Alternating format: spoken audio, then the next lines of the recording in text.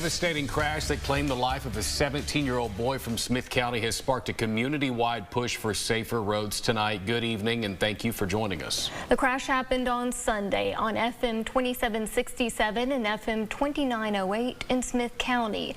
As KLTV7's April Peardot reports, neighbors are demanding state action at an intersection where they say deadly accidents have gone unaddressed for years. This is the area where it happened. It was here at the intersection where 17-year-old Chapel Hill student Gustavo Arellanes was killed in a two-vehicle crash Sunday night. We don't want Gustavo's death to be only another statistic. Troopers say Gustavo was a passenger in an SUV that ran a stop sign on FM 2908.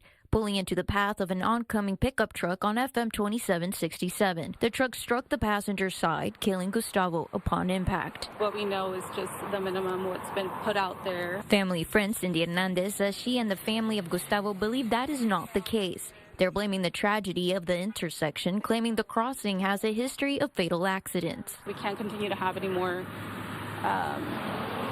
deaths occur on this road or even accidents. The family has placed this cross in memory of Gustavo. Also sitting along the same area are other crosses where other fatal crashes have taken place. The fatalities, the incidents have increased over time, so we believe it's time to act. To do just that, Hernandez started a petition demanding safety improvements at the intersection and prevent future fatalities. Not only for Gustavo and the memory, to get justice in his name, but also all the victims and the families of all those victims that have had incidents or accidents here on this road, and also those fatalities. The petition has rapidly gained community support with roughly 780 signatures within just a few days of its launch. We've had very positive response from the community and neighbors from the area and concerned community members. We asked to speak to TxDOT regarding the concerns of safety at the intersection. We were sent this statement that reads,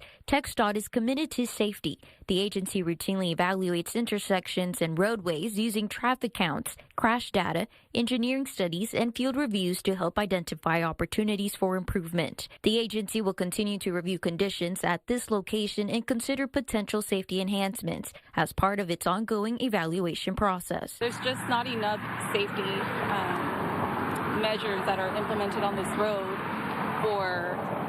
for these types of incidents to stop. Hernandez hopes TxDOT will consider adding a traffic light and improve lighting, with hopes this most recent fatality will not go forgotten. April Peardot, KLTV 7 News.